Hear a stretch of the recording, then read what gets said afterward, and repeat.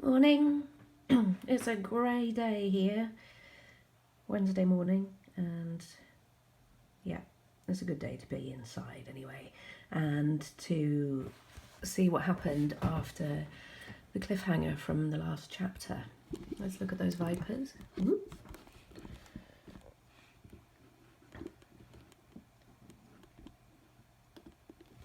Can you name any of the missing body parts from the task that Rasputin set?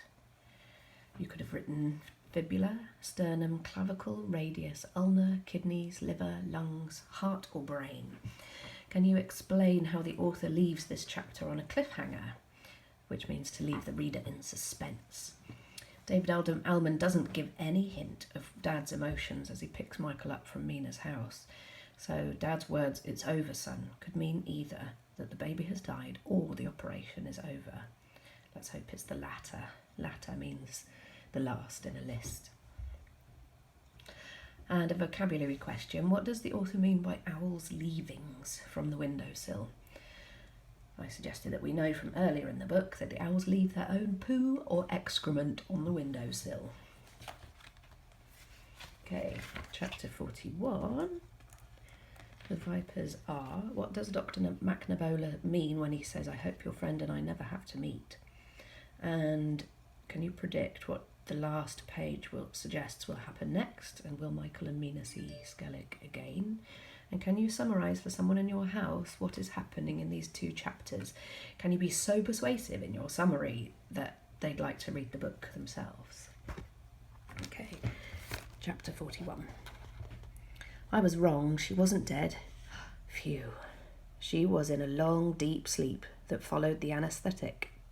That means the medicine or the chemical that they use to put somebody to sleep for an operation. She was snoring gently beneath white blankets. Mum told us about the great wound in her tiny chest and the massive bandage that covered it. There were wires and tubes again, and a machine that bleeped in rhythm to her tiny heart. "They said everything will be all right now, Michael," she said. "They're sure everything will be all right." We sat there, the three of us, hand in hand, looking down at the delicate creature. "They said there was a moment when they thought they'd lost her," she said. She put her arm round me, but she burst into life again. A nurse came in. She checked the wires and tubes and the machine. She patted my head. "Your sister's got a heart of fire," she said. "She's a little fighter. She won't give in." "You still say your prayers for her?" asked Mum. "Yes," I said. "We've been wondering again what to call her," said Dad. "Persephone," I said. They laughed. "Too much of a mouthful," he said. "It has to be something very little and very strong." Sorry, messages coming in. Mum said, "Just like she is." "Gus," said Dad, and we giggled. "Butch," said Mum. "Garth." Butch, I said. "Garth," said Mum. "Buster," said Dad. "Look," said Mum, "she's dreaming." And she was. Her eyes were moving behind their lids. "Wonder what she sees," said Dad. "Only nice things, I hope," said Mum. "I'm sure that's right," said Dad. "Look at her face, sweet and still, nearly smiling. Little angel, I know. We could call her Angela, but no, too long." "It was the strangest thing," said Mum. She stopped and shook her head. "What was?" said Dad. She crinkled her face up like she was embarrassed. "Well," she said, "I was lying there last night, tossing and turning. Kept getting up to look at her, kept dropping off to sleep, and the strangest dreams." "And?" said Dad. "And I saw this man, that's all. Another dream, though. I was sure I was wide awake. And he was standing over the baby. He was filthy, all in black, an ancient dusty suit, a great..." Who do we think this would be? "Hunch on his back, hair all matted and tangled. I was terrified. I wanted to reach out to him. I wanted to push him away. I wanted to scream. 'Get away from our baby!' I wanted to shout for the nurses and the doctors, but I couldn't move, couldn't speak, and I was sure he was going to take her away. But then he turned and looked at me, his face as white and dry as chalk, and there was such tenderness in his eyes, and for some reason I knew he hadn't come to harm her. I knew it would be all right." She stopped again and shook her head. "And?" said Dad. and then he reached right down with both hands and lifted her up. She was wide awake. They stared and stared into each other's eyes. He started slowly to turn around. Like they were dancing, I said. That's right, like they were dancing. And then the strangest thing of all was there were wings on the baby's back. Not solid wings, transparent, ghostly, hardly visible, but there they were, little feathery wings. It looked so funny, the strange tall man and the little baby and the wings, and that was it. He put her back down, he turned and looked at me, and then it was over. I slept like a log the rest of the night, and when I woke up, they were already getting her ready for the operation, but I wasn't worried anymore. I kissed her and whispered to her how much we all loved her, and they took her away.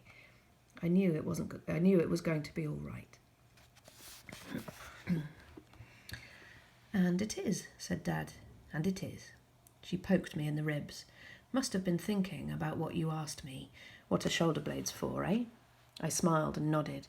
Yes, yes. The baby's eyes kept moving,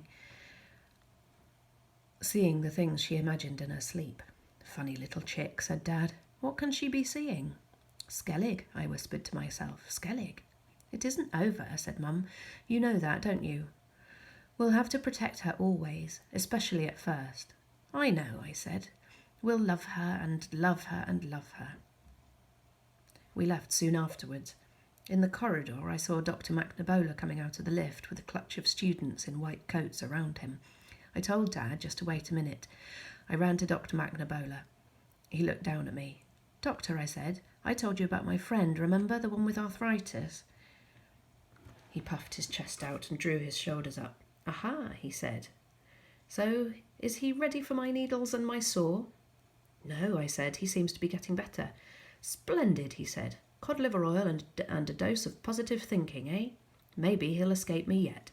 The students giggled. Can love help a person get better? I asked. He raised his eyebrows, pursed his lips, tapped his chin. One of the students took a notebook and pencil from her pocket. Love, said the doctor. What can we doctors know about love, eh? He winked at the student with the notebook and she blushed. Love is the child that breathes our breath. Love is the child that scatters death. William Blake, I said. He laughed. We have an educated man before us, he said. He smiled properly for the first time. Tell your friend that I hope he and I never have to meet. Then he winked at me, turned and led the students away. What was that about? Said Dad, when I hurried back to him. Nothing, I said. Somebody I met soon after the baby came in. He laughed. Mystery man, that's who you are. In the car on the way home, we wound the windows down and he sang The Black Hills of Dakota at the top of his voice. I put my hands together and hooted like an owl. That's good, he said. I like that. That's really good. You'll have to show me how you do that one. Not while I'm driving, though, eh? We smiled as we drove through the busy city streets. She's not out of danger yet, he said. You do understand that, don't you? Yes, but she will be, won't she? Yes, he yelled. Yes, she blinking will. And he sang again. We have to get on with that blinking house now, eh? Oops. He said, I know, we can have 27 and 53 tonight, eh? 27 and 53, I said. Sweetest of nectars. Sweetest of nectars, I like that. Sweetest of blinking nectars. 42. It was long after dark when Mina and I went out with the remnants of 27 and 53 and a bottle of brown ale in a paper bag. The lights were on in the streets and the air was cold and the sky was glittering with stars. Our breath curled in long white plumes around us. I told Mina about Mum's dream as we walked. Extraordinary, she whispered. She smiled and said it showed that he'd always be there, whenever we might need him. But we knew we wanted to see him and touch him again. In the lane we found Whisper at our heels. Bad boy, she said, leaning down to stroke him. She laughed. All day long the fledglings got stronger and braver. They fluttered up into the middle of the hedge where they couldn't be caught. All day long they were getting worms, and when we let him out, this one just sat grumpy and frustrated on the step beside us. She stroked him again. Horrible little savage, she said, and he paused and pressed against her. We went through the danger door, expecting nothing. The house was still... Sorry, I keep having messages pop up on my screen as I'm recording. The house was still and silent. The attic was empty. No owls, no Skellig. On the windowsill we found a dead mouse, a bit of bacon rind, a little mound of dead black beetles. We sat on the floor against the wall and stared out towards the endless stars. I really think she'll be all right now, I said. Mina smiled and whisper purred. Feel my heart, I said. She put her hand on my chest. Can you feel it, I said. Her heart beating right in there, beside my own. She concentrated. I'm not sure, Michael, she said. Try again. Concentrate. It's like touching and listening and imagining all at the same time. It's something far off and tiny, like blackbird chicks cheeping in a nest. She closed her eyes and felt again. She smiled. Yes, she whispered. There it is. There, and there, and there. The baby's heart, I said. It won't stop now. It won't stop now. She started singing her William Blake song. The sun descending in the west. The evening star does shine. I joined in with her. The birds are silent in their nest, and I must seek for mine. See, she said. I said we'd get you singing. The night deepened, and we knew we'd have to go home soon. I could sleep here, she said, just like this, and be happy forever. I sighed, but we have to go. We didn't move, and there was a sudden rustling in the air outside. The stars were blocked out, the window creaked, and there he was, climbing in through the arched frame. He didn't see us. He crouched on the floor, gasping for breath. His wings slowly settled on his back. Skellig, I hissed. He turned his moon-pale face towards us. Michael, Mina, he said. His voice was shallow, thin, strained, but a smile was forming on his face. I held out the paper bag. We brought you this, Skellig, 27 and 53. Ha! I opened the bag and we took it to him. We knelt at his side. He hooked his long curved finger into the food, lifted out a string of sauce and pork and bean sprouts. He licked it from his finger with his long pale tongue. Sweetest of nectars, he whispered. Food of the blinking gods. And this, I said. I snapped the top off the bottle and he let me trickle the beer into his mouth, open mouth. Thought it was cold mice for supper and I come home to a banquet. He ate again, sighed with contentment. Pair of angels, he said. That's what you are. We watched him eat and drink, saw him gathering his strength. You went to my sister, I said. He laughed. Pretty little thing. You made her strong. That one's glittering with life. Heart like fire. I wonder why the nurse and Skellig use exactly the same phrase. It was her that gave her the strength to me. He sipped at the beer again. But worn out now, he said, knackered. When he reached out and touched Mina's face, then mine. But I'm getting strong, thanks to the angels and the owls. He put the food and drink aside and leaned against the wall. We sat in a tiny circle, the three of us, and for minutes we just watched each other and smiled. You're going away, I said at last. He closed his eyes and nodded. Where will you go? I said. He shrugged and pointed out to the sky. Somewhere, he said. I touched his dry, cold hand. What are you? I whispered. He shrugged again. Something, he said. Something like you. Something like a beast, something like a bird, something like an angel. He laughed. Something like that. He smiled. Let's stand up, he said. We made our circle and we held each other tight. We looked deep into each other's eyes. We began to turn. Our hearts and breath were together. We turned and turned until the ghostly wings rose from Mina's back and mine, until we felt ourselves being raised, until we seemed to turn and dance in an empty air.